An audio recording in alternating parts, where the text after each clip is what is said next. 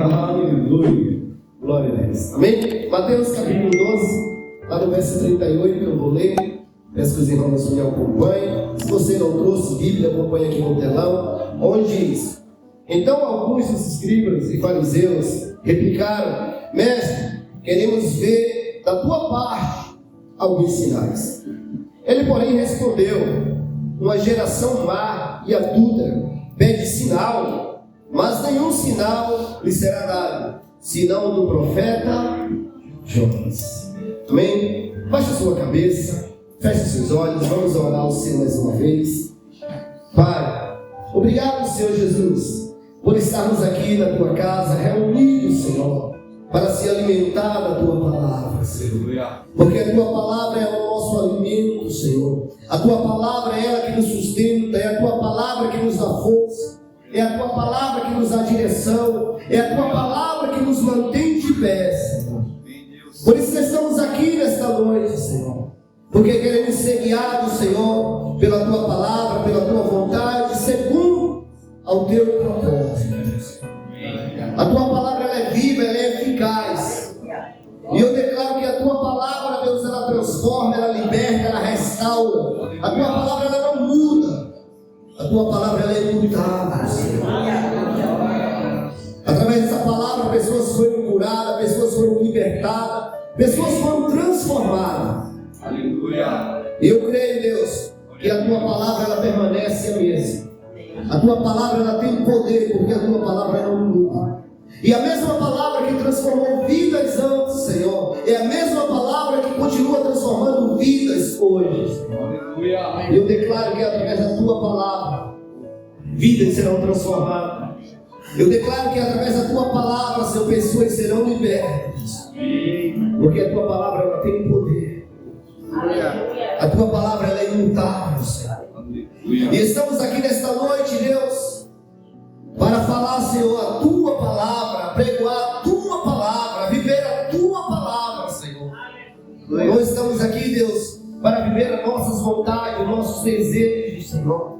Mas estamos aqui, Deus, dispostos. Estamos aqui, Senhor, aos teus pés, para viver o teu propósito, para viver o teu chamado, Senhor. Então te peço, Espírito Santo, aqui nesta noite, nos dá ousadia, nos dá discernimento, nos encoraja, Senhor, para deixar de lado tudo aquilo que não te agrada, mas viver uma vida, Senhor, seguindo a tua vontade. Porque a tua vontade ela é boa, a tua vontade ela é boa, ela é perfeita, ela é agradável, Senhor. O Senhor é a verdade, o Senhor é a vida, o Senhor é o caminho. O Senhor é a ressurreição, Senhor. O Senhor é o pão da vida, é a luz do mundo, Senhor. É em Ti, Senhor. É em Ti que encontramos a alegria verdadeira. É em Ti que encontramos a paz verdadeira, Senhor.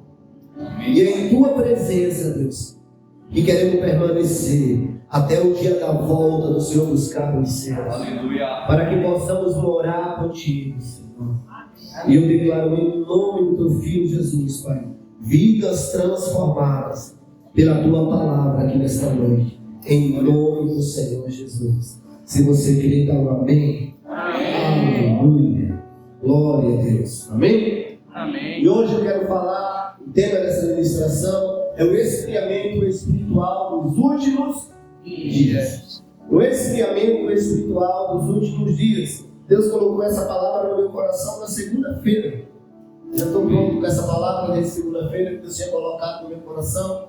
E esqueci até de mandar no grupo para vocês, quando eu vi lá para vocês. Eu vou mandar para os meninos do louvor para poder pegar a direção da palavra. E Deus tinha colocado isso no meu coração. Quando a gente leu lá em Mateus capítulo 12, verso 38, diz: então os escribas e fariseus replicaram: mestre, queremos ver da tua parte o quê? Alguns sinais. E no verso 39 diz: ele, porém, respondeu: uma geração má e adúltera pede um sinal, mas nenhum sinal lhe será dado, senão de quê? Do profeta Jonas. Queridos, os líderes e mestres, os líderes aqui, eles dizem: mestre, queremos ver da tua parte algum sinal, queremos ver algo poderoso, e aqui há um problema sério, porque ele já tinha visto os milagres milagres, mas o coração desse povo estava o quê? Endurecido. Eles estavam vindo para ver, eles estavam pedindo os mestres daquela época para ver sinal. O problema não era que eles não tinham visto. Milagres tinham acontecido, algo poderoso tinha acontecido. Não era falta de evidência, era falta de disposição para crer. E os filhos chegam diante do Senhor, aqui no verso 38, e eles pedem: Senhor, eu quero ver algum sinal da tua parte. Mas interessante aqui que no verso 39, o Senhor vai responder para ele de uma forma direta: uma geração má e adúltera. Vocês pedem sinal. O que significa isso? Má é corações corrompidos, resistente à verdade. E quando Jesus está falando para ele adúltero, Jesus não estava falando não no sentido apenas moral, mas espiritual. Não era no sentido apenas moral, mas espiritual. Eles eram infiéis a Deus, mesmo sendo religiosos. Eram pessoas infiéis ao Senhor. Eram pessoas que não criam naquilo que viviam, porque milagres já tinham acontecido, mas eles queriam ver da parte de quem? Eles queriam ver da parte do Senhor. Eles queriam ver uma evidência de Deus, porque eles queriam viver os seus próprios critérios, viver as suas próprias vontades. Não era a vontade de Deus, não era a vontade do Senhor. E a gente vive, querido, num tempo de muitos avanços de tecnologia, um avanço de tecnologia, conhecimento, acesso, informação. A tecnologia hoje ela tem avançado.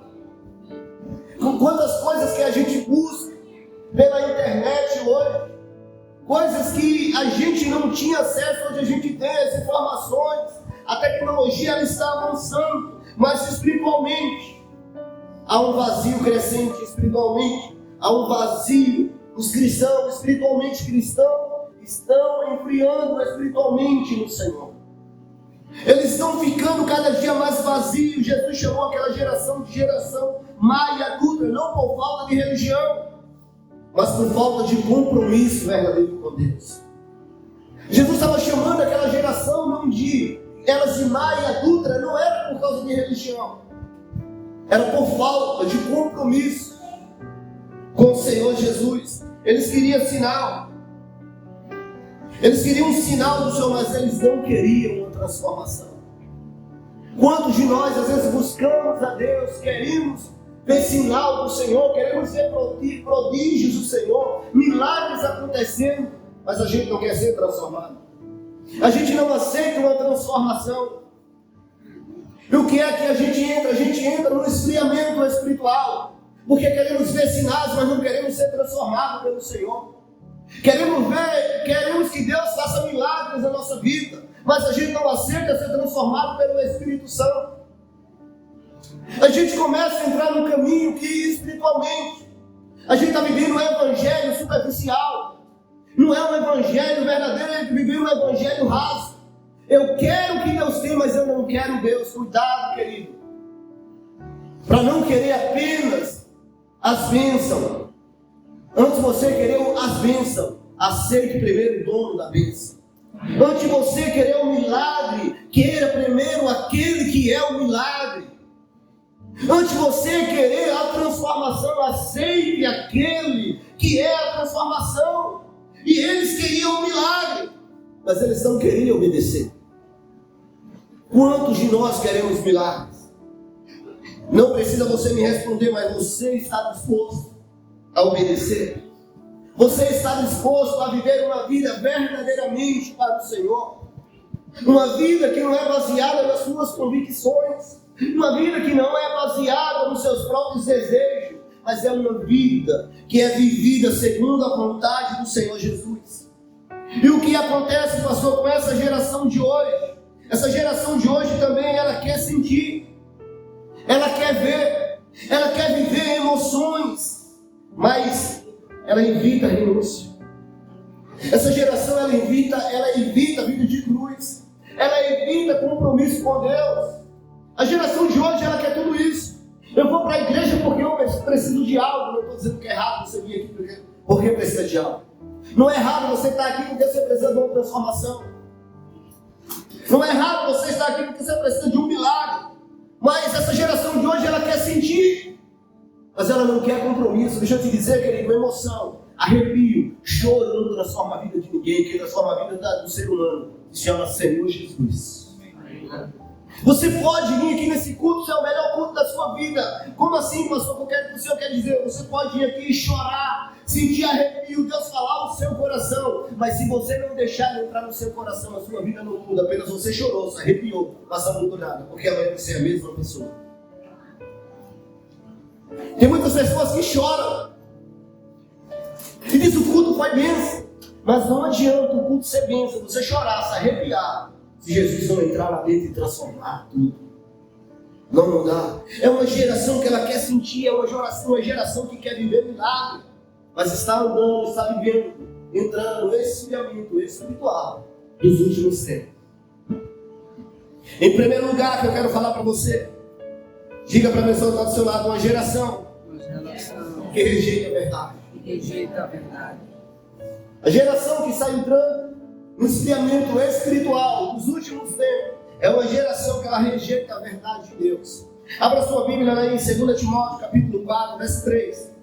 2 Timóteo capítulo 4, verso 3.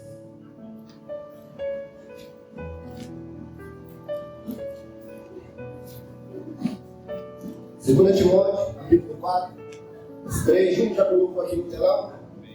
Eu vou estar lendo, vocês podem acompanhar ali por causa do horário, para que a gente possa dar ênfase na palavra. Olha o que diz: pois haverá um tempo e que não suportarão a sã doutrina.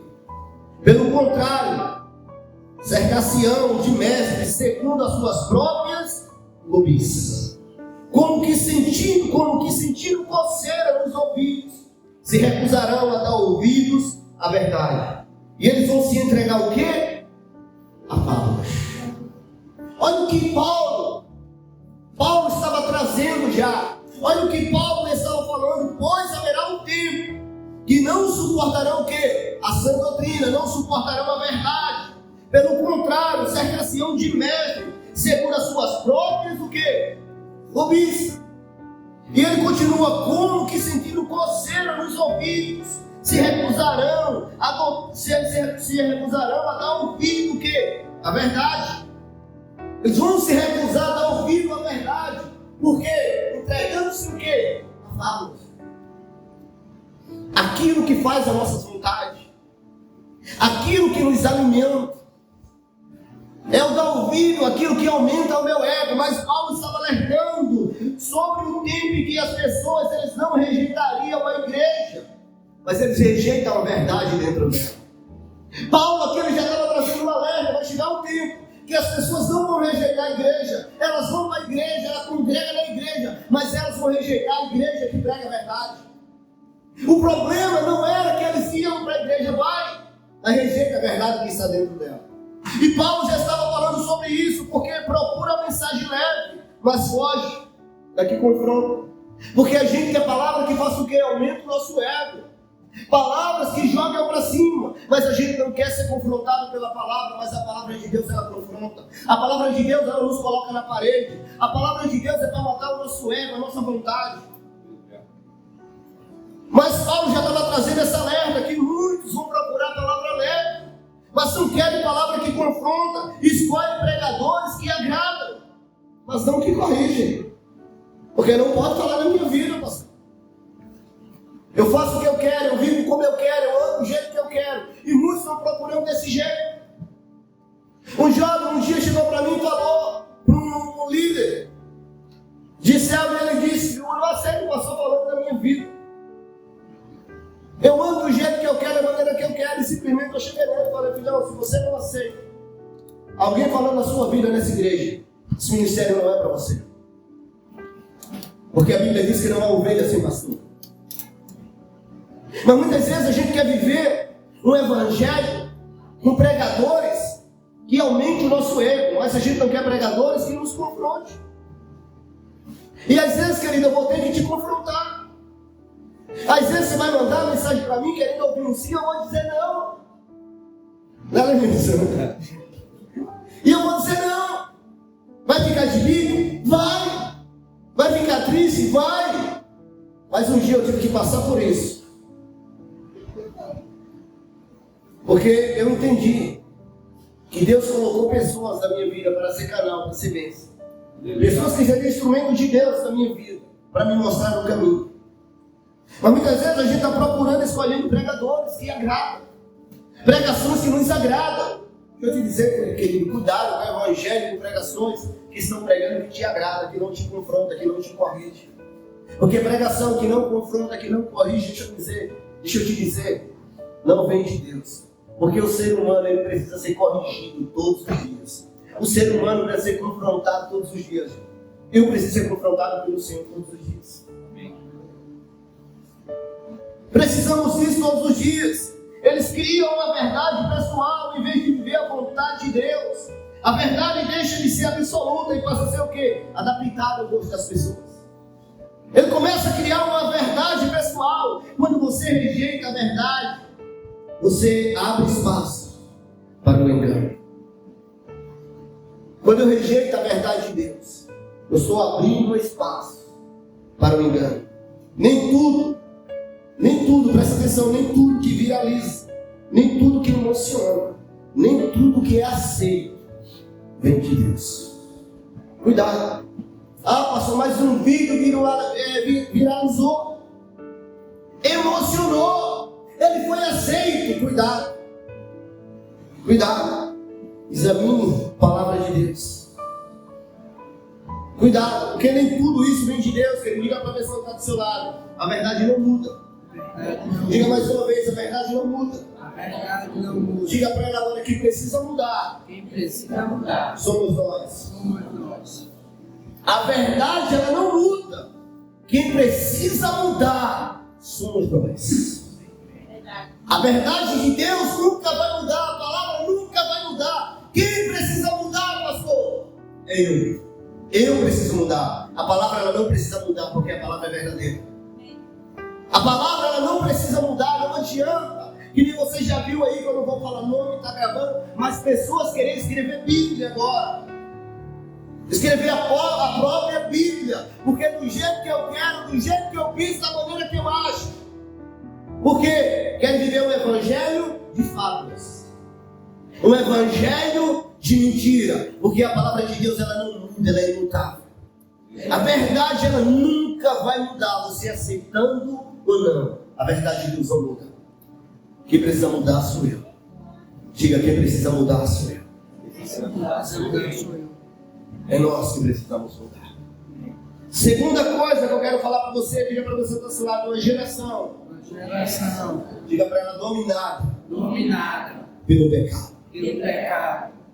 Uma geração dominada pelo pecado, querido. O esfriamento espiritual dos últimos tempos. Segunda coisa, uma geração dominada pelo pecado. Romanos capítulo 1, verso 28.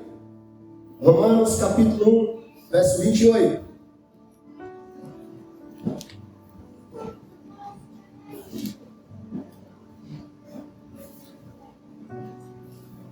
Romanos 1, verso 28.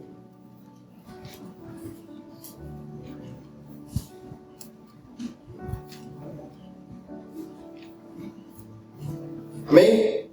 Olha o que diz. Romanos capítulo 1, verso 28. E por haverem desprezado o conhecimento de quem? De Deus. O próprio Deus entregou a uma disposição mental reprovável para praticarem coisas inconvenientes. Querido, esse texto ele mostra um nível perigoso. Quando a pessoa ela insiste tanto em fazer o erro, ela começa a perder a sensibilidade espiritual. Quando a pessoa insiste tanto em viver uma vida de erro, uma vida ao pecado, uma vida que não agrada a Deus, ela começa a perder a sensibilidade espiritual e o pecado deixa de incomodar. O pecado deixa de incomodar. A consciência vai ficando cauterizada e o erro parece ser normal. Isso é perigoso na vida do crente. Quando o crente começa a perder a sensibilidade espiritual, peca, não se sente mal mais, erra, não se sente triste mais. Isso é um perigo, é uma geração dominada pelo pecado. Não é mais só cair no pecado, mas é viver nele e se sentir leve. É cair no pecado e viver sem peso.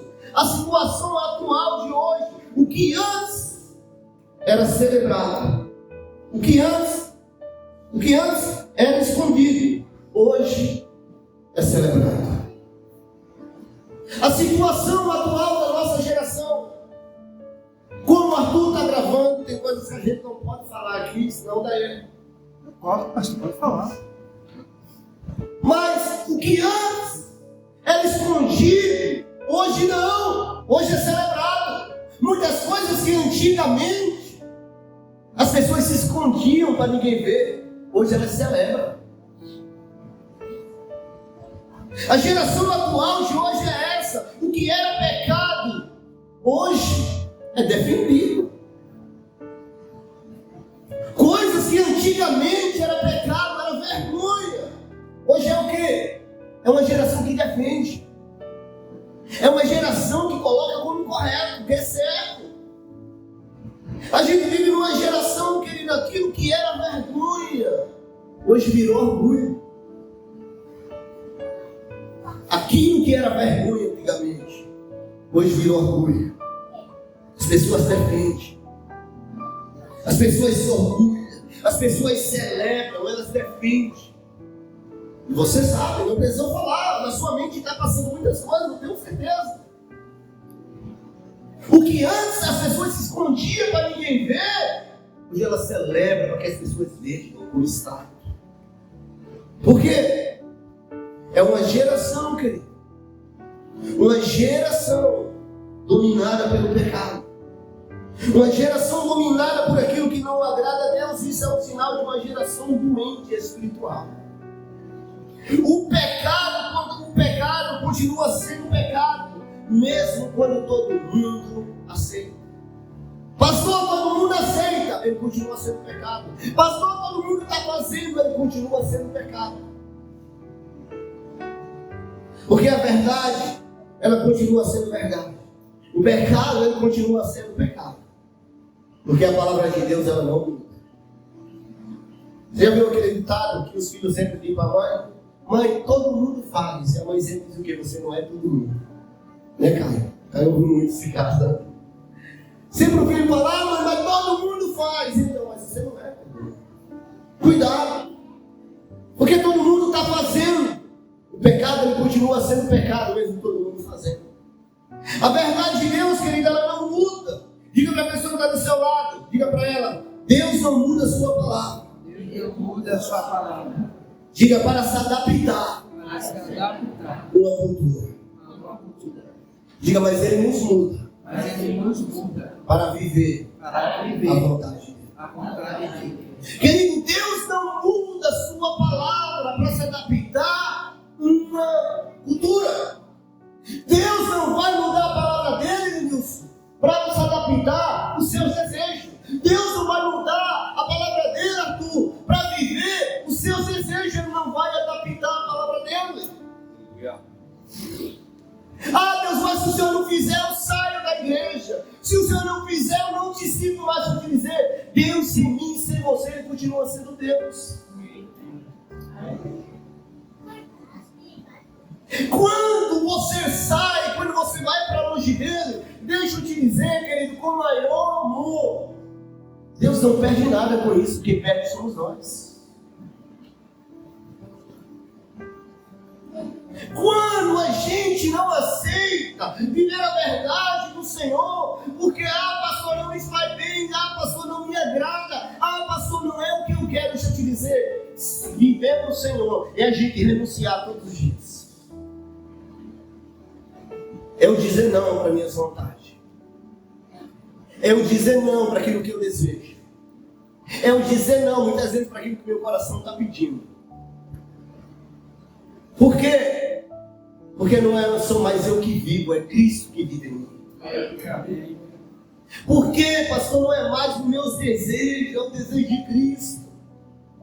Por quê, pastor? Porque agora eu decidi viver para Ele. A verdade de Deus, a palavra de Deus, ela nunca vai mudar para se adaptar à minha e às tuas vontades. Nunca. Nunca tende, não, Deus, se o Senhor não fizer, eu não te ensino mais, para com isso, querido, Ele não vai mudar a palavra dele. Quem precisa mudar sou eu. Eu preciso mudar, Deus não precisa mudar a palavra dele mais. Ele não precisa mudar mais nada. Então a segunda coisa é uma geração dominada pelo pecado. Daquilo que antes era escondido, hoje é celebrado. Cuidado com isso. Não entra nesse caminho, pastor, mas todo mundo está fazendo, não importa o que todo mundo está fazendo. O que importa é o que a palavra diz. É o que a palavra do Senhor diz. Terceira coisa, diga para a pessoa que está ao seu lado, uma geração sem compromisso. Com Deus. Uma geração sem compromisso com Deus, querida, ela vai cair no céu. Pastor, o Senhor está dizendo isso para mim? É para mim e para você. Cuidado com aquilo que eu estou falando. Eu acho que alguma coisa vai tocar você. É para mim também. Uma geração sem compromisso com Deus. Olha o que a Bíblia diz lá em Mateus capítulo 24, verso 12. Mateus 24, verso 12.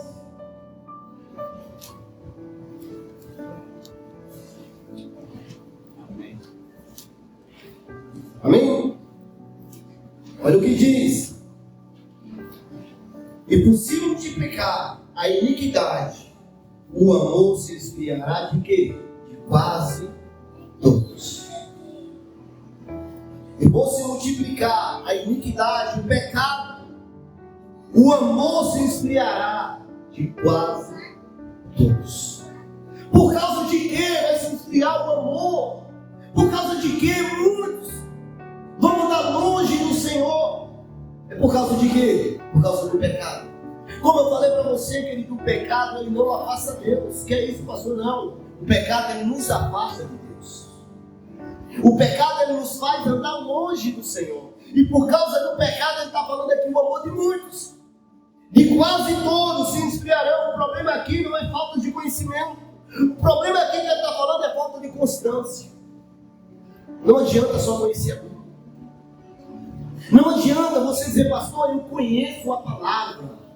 Conhecer e não viver é totalmente diferente. Conhecer e viver é diferente. Eu conheço. Eu sei a Bíblia. Você saber da Bíblia e não viver a Bíblia é dois conceitos diferentes. Querido, muitos começam animados, mas não permanecem. Muitos começam animados, vêm para o Senhor, eles buscam a Deus, mas é momentâneo. Às vezes é no momento mais difícil da vida. Pastor, é pecado buscar a Deus no momento mais difícil da vida? É não. Quando eu busquei a Deus, eu estava no fundo do poço. Eu busquei Ele no pior momento da minha vida. Eu não conhecia. Eu falava que acreditava. Falava que Ele era poderoso. Mas eu falava, mas não conhecia. Porque falar de Deus é uma coisa, ter realidade com Ele é outra. Falar de Deus é totalmente diferente de você ter experiência com Ele. Muitas vezes você está falando de um Deus que tem poder, de um Deus que muda, mas você já teve experiência real com Ele. Quando a gente tem experiência real com Ele é totalmente diferente. E eu busquei a Deus no pior momento, eu estava no pior momento da minha vida. Mas quando eu busquei esse Deus, eu encontrei um modelo. Quando eu encontrei esse Deus, eu não quis largar mais Ele. Eu não quis mais deixar Ele. E uma geração de hoje, uma geração sem compromisso. Eu quero Deus, mas até onde Deus realizar os meus desejos. Eu quero Deus, mas até onde Deus fazer aquilo que eu quero, pastor. Porque no dia que Deus não fizer o que eu quero, eu largo Deus. É uma geração sem compromisso. Que acha que Deus é Papai Noel. Que acha que Deus é garçom. Garçom, a gente senta numa mesa. Você chega numa lanchonete, o que você faz? Traz aí para mim. Ele só vai te servir. Então, a gente pede e ele traz. Muitas vezes a gente acha que Deus é isso. Eu sento na cadeira, começo a orar, vou para o culto, levanto a mão e eu só peço. E o Senhor tem que me servir, Deus. Eu só peço e o Senhor faz na minha vida. Quem disse isso? Deus, Ele não está aqui para te servir. É eu e você que está aqui para servir a Ele. Ele não é meu servo, Ele não é teu servo, é nós que somos servos dele. Enquanto nós não entender isso, vai ser sempre uma geração sem compromisso com Deus. É a geração, Deus, ou faz ou vou, ou Deus, ou realiza ou não fico, ou Deus, ou se eu faço a minha vida ou não te sirvo. Uma geração sem compromisso. Uma geração que está caindo num esfriamento espiritual. E os sinais do esfriamento espiritual é o quê, pastor? Falta de vontade de orar. Quando eu não sinto mais vontade de falar com Deus, isso é um grande sinal do esfriamento espiritual. O que é outro sinal, pastor, do esfriamento espiritual? Falta de sede pela palavra de Deus. Que é falta de sede, pastor, da palavra de Deus? Uma geração sem compromisso. É uma geração que eu só vou para o culto quando eu quero. Uma geração que eu só vou para a célula quando eu quero. Uma geração, Deus, que eu só vou quando eu sinto vontade. Porque quando eu não sinto vontade, eu fico em casa. Uma geração sem compromisso. Porque tem domingo, deixa eu dizer para você, nem todo domingo, nem toda quarta, eu sinto vontade de estar aqui não, filho. Que é isso, pastor? Não. Tem domingo que eu quero estar em casa. Tem domingo que eu posso fazer a minha vontade, eu não vinha para cá não. Que é isso, pastor? Não adianta eu mentir para você. Tem domingo que eu quero que dê um horário do culto para mim estar aqui, trazer uma palavra, sentir a presença. Mas tem domingo que eu quero que o dia demore a chegar, porque eu não quero vir. Mas o que é que eu tenho que fazer? Pegar o cinto, jogar nas costas e falar, você vai, porque você precisa de Deus. Ah, se você quer ir não, mas não é o seu desejo, não é a sua vontade. Eu tenho que jogar ele nas costas falando no seu voo, porque eu preciso do Senhor. Uma geração sem compromisso, sabe como é que ela vive? Ela vem quando quer, ora quando quer, lê a palavra quando quer, vai para a célula quando quer. Porque é quando eu quero. Deixa eu te dizer que isso não é evangelho. Evangelho não é quando você quer, cristianismo não é quando você quer. Cristianismo é você entender, não sou mais eu que vivo, é Cristo que vive em mim. Então não é mais as minhas vontades, é a vontade de Cristo em mim. E a vontade de Cristo, eu te dizer, não adianta você chegar aqui, pastor, eu não estou passando da palavra. Deixa eu te dizer, quero ser sincero para você. Evangelho de conforto. A vontade de Deus não é você estar em casa, sentado na sua traia, sentado no sofá, comendo pipoca, assistindo novela. Isso não é a vontade de Deus. Porque muitas vezes a gente fala que não vai para o culto porque está cansado. O culto termina de 8 horas da noite. Se chegar na porta da casa de minutos batendo, está assistindo televisão. Então não era cansaço, não era preguiça. Não, pastor, não fui hoje porque meu dia foi cansativo. 10 horas da noite está mexendo no celular, não era cansaço, porque Deus não é prioridade. Porque quando Deus é prioridade, não existe cansaço. Porque a Bíblia diz que Deus dá força àquele que está cansado. Deus renova, Deus dá renovo. Eu venho muitas vezes pregar aqui, eu chego aqui, irmão, com a cabeça doendo, e eu começo a pregar a palavra de Deus. Quando termino o culto, a cabeça não está doendo mais, né, Deus? Às vezes eu chego aqui me arrastando, mas eu creio que essa palavra vai renovar. É mais uma geração hoje que é uma geração sem compromisso. Relacionamento, que nele existe constância, não é emoção. Se você for viver para Cristo uma vida por emoção, eu vou quando eu sinto vontade, pastor, quando eu sinto arrepio, você não vai viver o verdadeiro evangelho. Evangelho não é emoção, evangelho é constância. É constância. É constância. Eu admiro o Júnior. Nunca falei isso para ele. Mas eu vou falar hoje para ele ouvir, vou falar dentro de você. Eu admiro o Júnior. Quantos anos que está na igreja, Júnior? 6 anos. Se eu estiver errado, você me corrige. Eu lembro o Júnior faltar um culto só nessa igreja porque uma pedra caiu no olho dele. Ele mandou mensagem para mim. Foi o único culto que eu lembro que o Júnior faltou nessa igreja. Faltou fora isso? Mas foi exato. Não vejo o Júnior, cara. Ele põe inchado aqui e vinha aí, meu irmão, vai para casa. Vai para casa. Mas a constância que ele tem, porque não é emoção. É constância. Pessoas que não têm compromisso, qualquer aniversário, não deixa de vir no culto, vai para o aniversário. Porque Deus não é prioridade. Muitas vezes a gente está colocando qualquer festinha acima de Deus. E quando a gente coloca qualquer coisa acima de Deus, isso mostra que Deus não é prioridade. Ah, pastor, mas se eu não for, a pessoa fica com raiva. A Bíblia diz que o Evangelho é isso, querido. Se mãe, pai, irmão, não ficar com raiva por causa do meu irmão, você não é digno de mim. Pessoas vão ficar com raiva. Pastor, quer dizer que eu não posso ir no aniversário de uma familiar meu? Pode. Não estou dizendo que você não pode. Mas que qualquer festinha te atrapalhar de estar no culto, Deus deixou de ser sua prioridade. Deus deixou de ser sua prioridade. Te garanto, tem mais ou menos umas 30, 40 pessoas aqui hoje. Mas se no domingo que vem, eu mandar sua mensagem no grupo de Ludace, domingo que vem vai ter churrasco de Guaraná de graça. Aqui. Você acha que só teria esse tanto de pessoa aqui hoje? Ia ter que fechar a porta, bater os 100 e fecha. Quantas pessoas iam estar aqui domingo que vem? Guaraná e carne de graça. Vi um monte. Por quê? Porque o Guaraná, a carne é prioridade, Deus não é.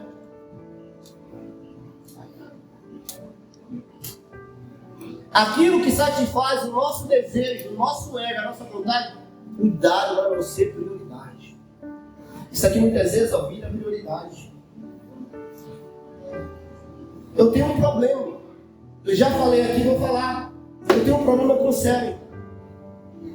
Eu não gosto de assistir série, eu fico assistindo com ela. Porque quando ela tira, ela vai, ela para, ela vai. Não assista não, eu assisto com você. É uma ameaça, eu não pode assistir. Ela para, você parou. E às vezes eu quero assistir. Bom, a gente vai assistir junto, né? Eu me ligo. Se eu for assistir uma série só, eu não consigo, irmão. Tem um problema. Sabe por quê? Eu vou assistir filme, porque eu assisto ele e termina. Se eu for assistir uma série e termina um episódio, ele só termina para você ir para o outro. Irmão, vai dando a hora de dormir, eu digo, é só mais um. Só mais um. E nessa brincadeira eu já fui dormir 2 horas, 3 horas da manhã para trabalhar no dia. Aí eu comecei a olhar o que? Eu falei, isso me faz mal. Isso não me faz bem. Então, tem coisas que eu deleto da minha vida. Eu gostava de jogar joguinho no celular. Mas quando eu ia jogar, eu não conseguia parar. Aí eu fiz o quê? Hoje meu celular não tem mais jogo. Não é triguinho. Não é triguinho. Bom que Jesus. Ela já está mandando lembrar, não é triguinho. Isso aí não é. Mas eu falo de jogos, desses jogos. Faz tempo, já não tinha nem triguinho. Eu tive que ter do meu celular jogos nenhum.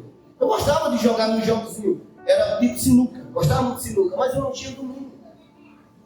Então tem coisas, querido, que eu faço do meu celular, da minha vida, eu tiro. Porque eu tenho que entender que a minha prioridade é Deus. Uma geração sem compromisso, ela coloca outras prioridades. Por último, para a gente encerrar, diga para a pessoa o chamado. Diga para ela, voltando novamente, diga você foi chamado para ser diferente. Ela deu amém? Eu só estava cobrando de vocês, mas agora o último ponto. Você foi chamado para ser diferente. Aleluia. Abra sua Bíblia lá em Romanos capítulo 12, verso 2. Pega a por favor. Romanos capítulo 2. Não, capítulo 12, verso 2. Amém. Amém? Você foi chamado para ser diferente. Diferente. Olha o que a Bíblia diz lá em Romanos capítulo 12, verso 2. Diz, e não vos conformeis com este século, mas transformai-vos pela renovação da vossa mente, para que experimenteis qual seja a boa, agradável e perfeita vontade de Deus. A Bíblia diz, não vos conformeis com o quê? Com esse século. Não se conformeis com esse mundo. Eles mas transformai-vos pela renovação do quê? Da vossa. A nossa mente ela precisa do quê? Renovação. A nossa mente ela precisa de renovação, mas transformai-vos pela renovação da vossa mente. Eles para que você possa experimentar a vontade de quem? De Deus, que ela é agradável, ela é perfeita. Ela é perfeita, agradável e perfeita. A vontade de quem? De Deus. Mas quando eu sou o quê? Renovado. Quando eu faço o quê, pastor? Eu não me conformo. Eu não me conformo com esse século, com aquilo que estão fazendo, com aquilo que estão colocando, com aquilo que está em torno. Não, pastor, é tudo normal, não é normal. Não é normal. Hoje a gente vê a igreja para tudo. Pessoas já chegaram em mim e falaram, pastor, se o senhor fizer isso e isso, na igreja lá vai lotar. O senhor só vai pegar porque a geração mudou. Querido, a gente não é levado por geração que muda, a gente é levado pela palavra de Deus. Ah, mas outras igrejas estão fazendo, pessoas estão fazendo, e aceita isso, aceita aquilo, não importa se estão aceitando. A palavra de Deus, ela não muda, não vamos nos conformar com este século. Não adianta ter uma igreja lotada de pessoas e vazia de Deus. É melhor uma igreja pequena, com poucas pessoas, mas cheia da presença do Senhor, cheia do poder do Espírito Santo. Ah, não, mas chegar lá, tal igreja pode ir, amém, irmão. Cada um tem a palavra, ele lê a palavra. Eu não vou me contaminar por isso, para mostrar um enxame de pessoas, mas não tem presença. A Bíblia diz, não vos conformeis com esse século, mas transformai-vos pela renovação da vossa mente. Deus nunca chamou o seu povo, querido, para se misturar. Ele chamou o seu povo para se destacar. Ele não chamou o seu povo, então não se conformar não é aceitar padrão. Não se conformar é você não aceitar padrão desse mundo. Aquilo que estão colocando, renovar a mente, é mudar o seu modo, a sua forma de pensar. Não pensar do jeito que o mundo pensa, mas que a sua mente ela esteja conectada à mente do Senhor. Viver a verdade de Deus, transformar a vida, é viver uma vida visível. O que é, pastor, ter uma vida transformada? É viver de uma forma visível. O que é ter uma forma visível? Onde você chegar e as pessoas saberem que você é homem, você é mulher de Deus. Porque existem os cristãos 007. Você conhece algum cristão 007? Ele bota a Bíblia aqui para ninguém saber que ele é crente. Chega na igreja, arrasta a espada. Aleluia, glória a Deus. Mas lá é o 007, ninguém sabe que ele é crente. Seja visível onde você chegar. Seja visível onde você for, as pessoas saibam que você é homem, você é mulher, você é jovem de Deus. É uma vida de transformação. Ser crente, querido, não é ir apenas à igreja, mas é viver diferente dia após dia. Ser crente não é apenas a gente estar aqui. Ser crente não é apenas, pastor, eu faço parte de tal igreja, pastor, eu faço parte de tal ministério. Ser crente não é ser apenas isso. Ser crente é o ser diferente dia após dia. Porque a Bíblia diz que a gente está de glória em glória. A gente está sendo transformado dia após dia. É o ser diferente dia após dia. Ser crente, querido, eu quero que você entenda, quem anda com Deus, inevitavelmente, quem anda com Deus, não tem como, inevitavelmente, você vai ter que andar contra o sistema. Você vai ter que bater de frente. Quem anda com Deus, você vai ser chato ali fora. As pessoas não vão gostar de você. Quem anda com Deus, querido, ele sempre vai andar na contramão do mundo. Que as pessoas não querem aceitar quem você é. As pessoas querem impor aquilo que é errado em você. Vai ser criticado. Porque Deus te chamou para você ser diferente. Ou você se parece com Deus, ou você se parece com o mundo. Você se parece com Ele, ou você se parece com o mundo. Mas é exatamente isso que Deus espera de mim e de você. Uma geração chamada para ser diferente. Uma geração apaixonada por Ele. Uma geração que não se conforma com esse século. Hoje virou normal você ver jovens. Jovens não falam criança, de 12 anos. Namorando.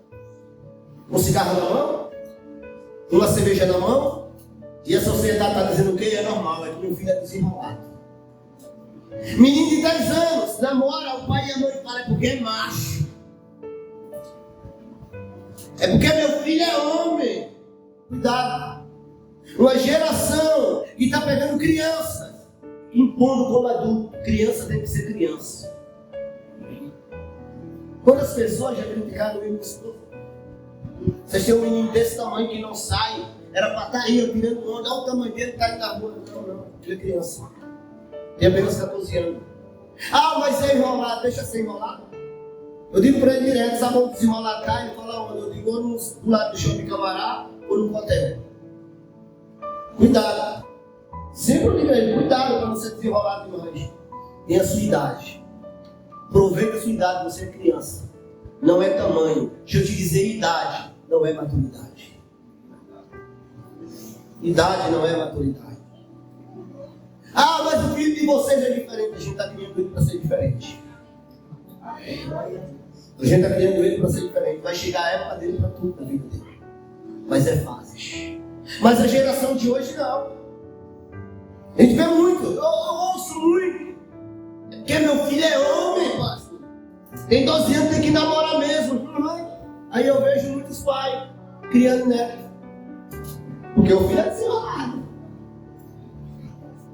Ah, o filho tome neto, quem está criando? E a lei do Brasil ainda é essa. Se o pai não conseguir dar pensão, quem tem que dar? Os avós. Tem nada a ver. Não foi atrás, mas sobra para quem? Os avós. Porque se os avós não der, é cadeia. Essa é a lei do nosso Brasil. Esse é o sistema. Sabe o que eu te dizer, querido? Deus chamou você para ser diferente.